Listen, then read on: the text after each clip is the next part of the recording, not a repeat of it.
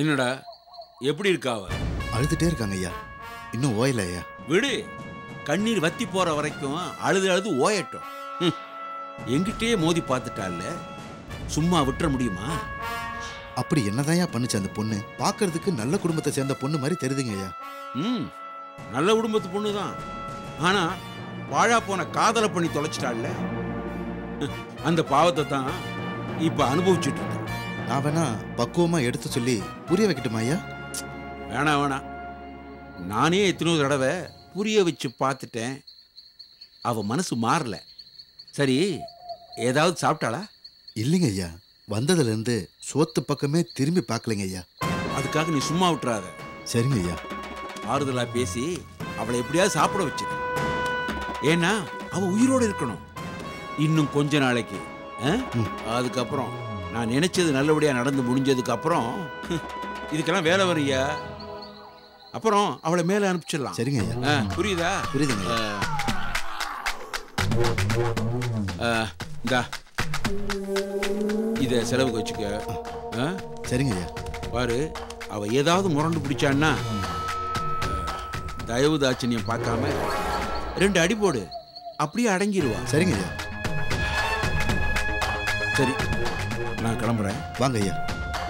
ஜாக்கிரதை. டேய் ஜாக்கிரதை. சரிங்க ஐயா.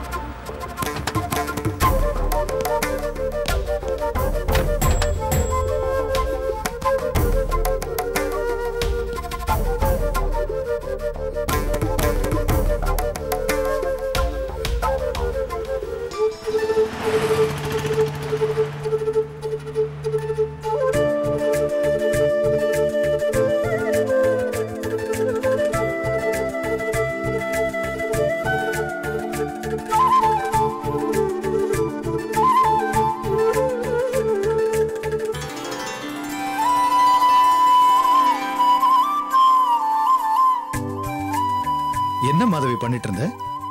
எல்லாரும் வேக வேகமா வராங்க, வேகமா சாமியை கும்பிட்டுட்டு வெயில் சுடு தாங்க முடியாம போயிடுறாங்க. பிள்ளையார் இப்படி வெயில்ல இருக்காருன்னு யாராவது கவலைப்பட்டாங்களா? அதான் அவருக்கு நம்மளால என்ன பண்ண முடியும்னு யோசிச்சேன். என்னால பண்ண முடிஞ்சது அங்க கடந்த கொடையை எடுத்து அவருக்கு வச்சேன். நல்லா இருக்கே. யாருமே யோசிக்காத விஷயத்தை நீ செஞ்சிருக்க. Very good. ஆமா, மத்தவங்களுக்கு இது தோணல? அதுக்கு ஒரு காரணம் இருக்கு. வர எல்லாருமே மனசு முழுக்க வேண்டுதலோட வராங்க. எனக்கு அது செய் இது செய்யு சாமி கிட்ட வேண்டிக்கிட்டு போயிடுறாங்க. ஆனா யாருமே சாமியை பத்தி யோசிக்கிறது இல்ல. நான் நீங்க வர வரைக்கும் சும்மா தானே உட்கார்ந்துட்டு இருந்தேன். அப்பதான் சாமியை பத்தி யோசிச்சேன். அப்போ உனக்கு எதுவும் வேண்டுதல் இல்லையா? இருக்கே, ஒரு பெரிய வேண்டுதல் இருக்கு. நீங்க ஐஏஎஸ் இன்டர்வியூ பாஸ் பண்ணணும், அது மட்டும்தான். அப்படியா? பிள்ளையாருக்கு நீ கொடை வச்சிருக்க இல்ல, அவர் பாத்துக்குவாரு.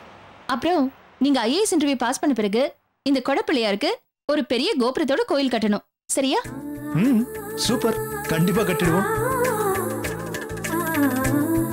கடவுளா பார்த்து உங்களுக்கு கொடுத்த வாய்ப்பு இது. யாரு? கொடை பிள்ளையாரா? ஆமா, அவர்தான்.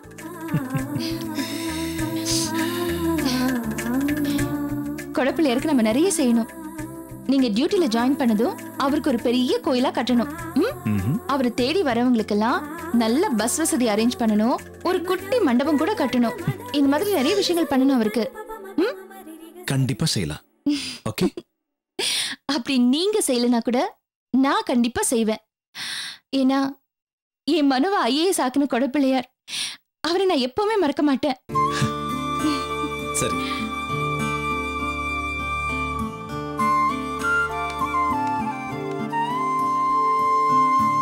என்னங்க சார் அப்படி பார்க்குறீங்க? ஆளுக்கு இஷ்டத்துக்கு ரோட்டில் இப்படி சிலையை வச்சு கும்பிட ஆரம்பிச்சிடுறாங்க.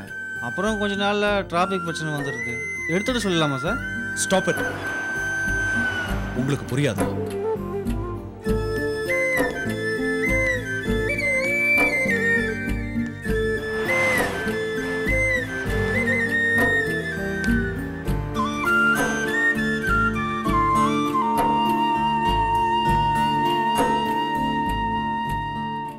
கொடப்புள்ளையாரே, என்ன ஞாபகம் இருக்கா?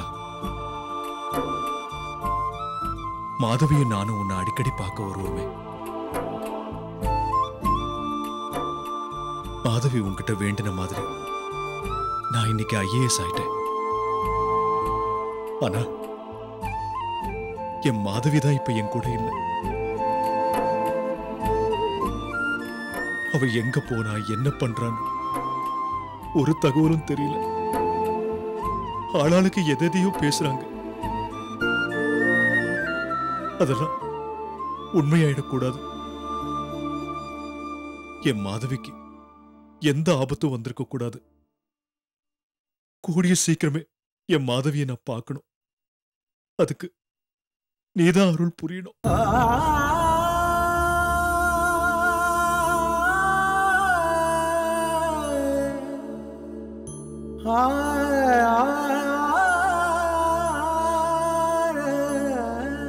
அரே,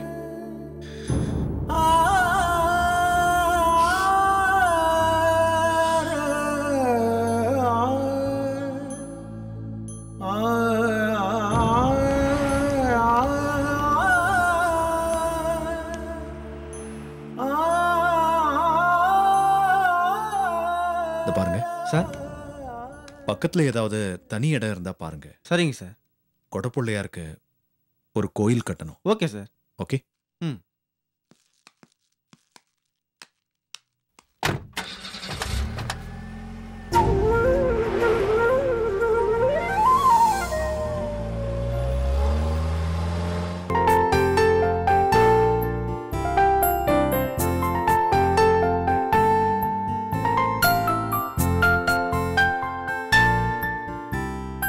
மாமா, மாமா, என்ன பண்றாரு? ஷாப்பிங் போலான்னு சொல்லிட்டு இவ்ளோ நேரம் ஆகுது. மாமா, என்ன பண்றீங்க? ச்சே.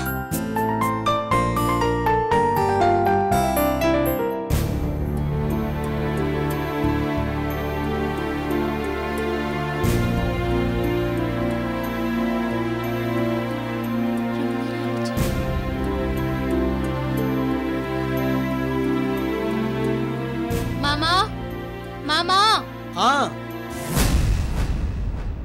ஓ, குளிச்சிட்டு இருக்கீங்களா? சரி, சீக்கிரம் கிளம்பி வாங்க, நான் கீழே வெயிட் பண்றேன். ஒரு நிமிஷம் இரு.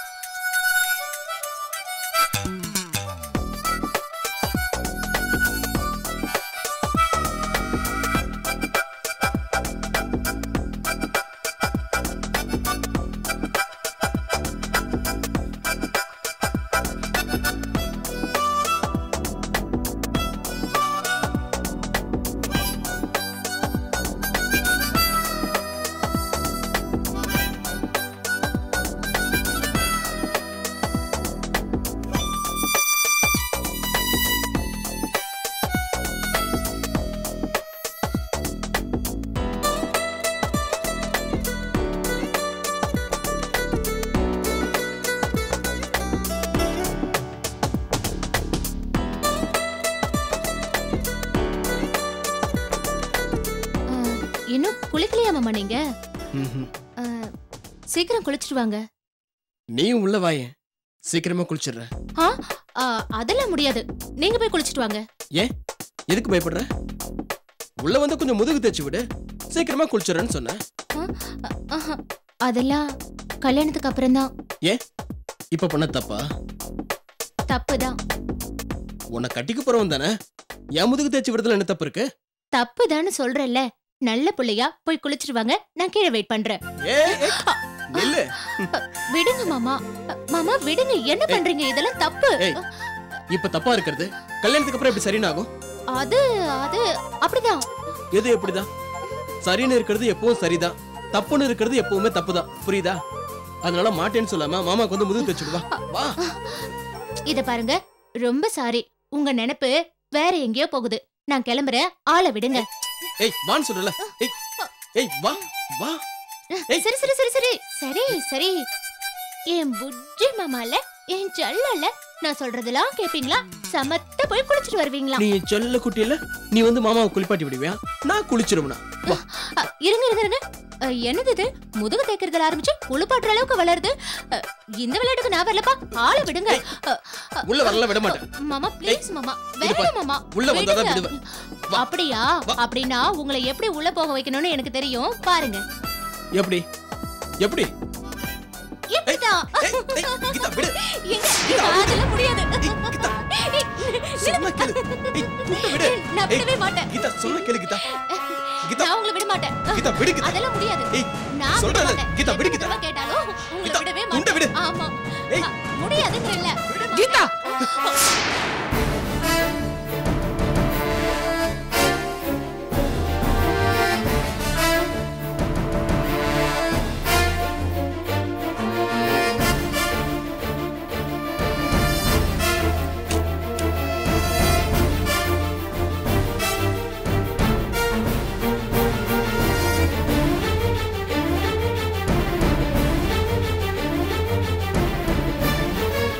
கீதா என்னடி பண்ணிட்டு இருக்க? என்ன பண்ற நீ? வாடி வாடி தேவகி வாடி. நான் சொல்றது என்னங்க கேக்குறது? ஏய் நான் சொல்றது வாடி. வா நான் சொல்றது கேளுங்க. வாடி நான் தேவகி நான் சொல்றது. அந்த ஒரு நிமிஷம் நான் சொல்றது கேளுங்க. தேவகி அத்தை அம்மா கூப்பிடாதீங்க ப்ளீஸ். வேணா பண்ண நீ. ஏய் நீ கால்ல விழாத. எந்திரி எந்திரி. ஏய் தேவகி அத்தை ஒரு நிமிஷம் நான் சொல்றது கேளுங்க. அம்மா கூப்பிடாதீங்க அத்தை. நான் கூப்பிடுவேன். தேவகி அத்தை ப்ளீஸ் அம்மா. நான் கூப்பிடுவேன். தேவகி எவ்வளவு நேரம் ஆச்சு? சீக்கிரம் வாங்க. கேளுங்க அத்தை. தேவகி சீக்கிரம் வாங்க. வந்துட்டே நீ வந்துட்டே. என்ன நீ என்னவா? பொண்ணு வளர்க்கற லட்சணமா இது? வாய் வார்த்தையா பேசுறதோட சரி, இன்னும் நடக்குமா நடக்காதான்னு கூட தெரியல. அதுக்குள்ள உங்க பொண்ணு எப்படி எல்லாம் நடந்துக்கறா தெரியுமா? என்ன சொல்றீங்க நீ? எனக்கு ஒண்ணுமே புரியலையே. புரியும்படியா சொல்றதுக்கு எனக்கு வாய் கூசுது. அந்த அளவுக்கு கன்றாவித்தனம் பண்றா உங்க பொண்ணு. பொம்பளை புள்ளைய இப்படிதான் வளர்க்கறதா? ஐயோ என்னடி என்னடி நடந்துச்சு? ஒண்ணும் இல்லம்மா, நானும் மதிமாமாவும் சும்மா ஜாலியா பேசிக்கிட்டு இருந்தோம். ஜாலியா பேசிட்டு இருந்தியா? ஏண்டி போய் சொல்ற? குளிக்க போறவன் கட்டி இருந்த துண்டை பிடிச்சு எடுத்துட்டு இருக்க. நான் மட்டும் அங்க வரல, என்ன கன்றாவி நடந்திருக்குமோ சொல்றதுக்கே சங்கடமா இருக்கு. இப்படி ஏதாவது கன்றாவியா பண்ணி அவனை கைக்குள்ள போட்டுக்கிட்டா கல்யாணம் எந்த சிக்கல் இல்லாம நடந்துரும் பிளான் பண்றீங்களோ? அந்த நினைப்பெல்லாம் மனசுல வச்சுக்காதீங்க. ஐயோ அண்ணி, என்ன இப்படி எல்லாம் பேசுறீங்க? நாங்க அப்படிப்பட்ட ஆளுங்க கிடையாது. கட்டிக்க போற உரிமையில விளையாட்டா அப்படி ஏதாவது பண்ணிருப்பா. என்னது விளையாட்டாவா? சரிதா, பெத்த அம்மாவே இப்படி சொன்னா பொண்ணு எப்படி அடக்கமா நடக்கும்?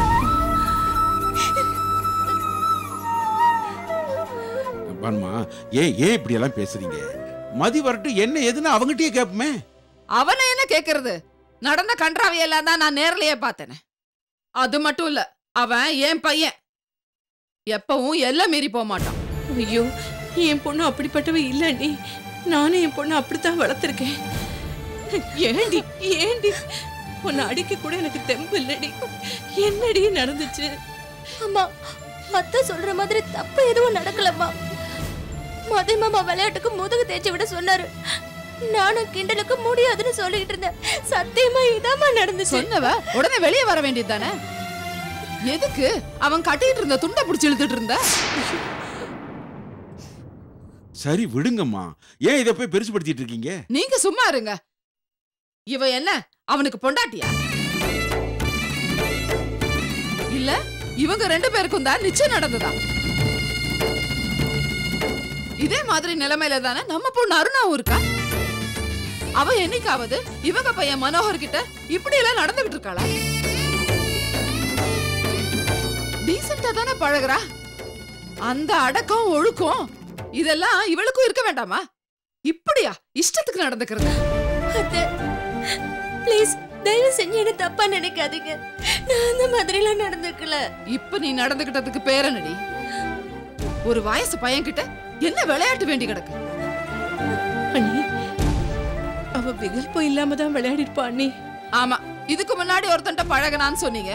அது கூட விகல்பம் இல்லாம தான் பழகினாலோ?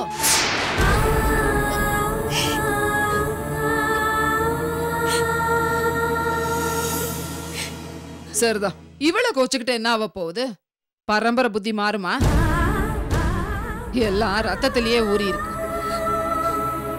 அம்மா அன்னைக்கு பண்ணது இன்னைக்கு பொண்ணு செய்யறா, அவ்வளவுதான். என்ன பண்றது? ஏன் பாருமா இப்படி அர்த்தமில்லாம பேசுறீங்க? நான் ஒன்னும் அர்த்தம் இல்லாம பேசலைங்க. என் பொண்ணுக்கும் இவங்க பையனுக்கும் கல்யாணம் நடந்தாதான் இவளுக்கும் என் பையனுக்கும் கல்யாணம் நடக்கும். மனோகர் அருணா கல்யாணமே நடக்குமா இல்லையான்னு சந்தேகமா இருக்கு. இந்த லட்சணத்துல இவ இப்படி நடந்துகிட்டா என்ன அர்த்தம்? ஐயோ, அப்படிலாம் எதுவுமே பேசாதீங்க அண்ணி. மனோவுக்கும் அருணாவுக்கும் கல்யாணம் நிச்சயமா நடக்கும்னு நம்ம மனசுலயே ஊறி கிடக்கு அண்ணி. ஆமா, அன்னைக்கு ஊரை கூட்டி மனோகருக்கும் மாதவிக்கும் நிச்சயம் பண்ணீங்க. இன்னைக்கு அதுவே ஒண்ணும் இல்லைன்னு தூக்கி போட்டு இங்க வந்துட்டீங்க. வானுமா, தெரியாம தான் கேக்குறேன். நீங்க யாருக்கு சப்போர்ட் பண்ணி பேசுறீங்க? இவங்களுக்கா இல்ல மாதவிக்கா? நான் யாருக்கும் சப்போர்ட் பண்ணி பேச வேண்டிய அவசியம் எனக்கு இல்ல. நீங்க எல்லாம் அடிக்கிற கூத்துல என் குடும்ப நிம்மதி போயிடக்கூடாது, புரியுதா?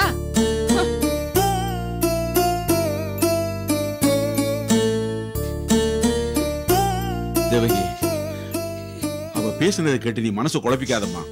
மாதவியோட அண்ணன் பண்ணிருக்கிற வேலையால ஒருவேளை அருணாவுக்கும் மனோகருக்கும் கல்யாணம் நடக்குமோ நடக்காதுன்னு சந்தேகம் வந்துருச்சுமா. அதான் கீதாவும் மதிவானும் நடந்துகிட்டதை தப்பா நினைக்கிறான். நான் அவளை சமாதானப்படுத்துறேம்மா. நீ ஒன்றும் பெருசா எடுத்துக்காதம்மா.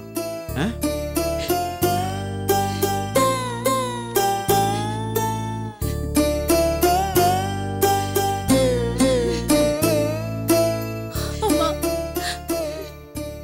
ஏமா எனக்கு மட்டும் இப்படி எல்லாம் நடக்குது? அதெல்லாம் நீ வாங்கிட்டு வந்த வரோண்டி. அதுக்காக அத்தை இவ்வளவு கேவலமா பேசணுமாமா? கேட்கறதுக்கே மனசுக்கு ரொம்ப கஷ்டமா இருக்குமா. இங்க பாரு, எது நடந்தாலும் நாம கொஞ்சம் பொறுமையா தாண்டி இருக்கணும். நாம அந்த மாதவியை உதறி தள்ளின மாதிரி இவங்க நம்மள உதறி தள்ளிடக்கூடாது. இங்க பாருங்க, உங்களால முடிஞ்ச அளவுக்கு தப்பு வராம நடந்துக்கங்க.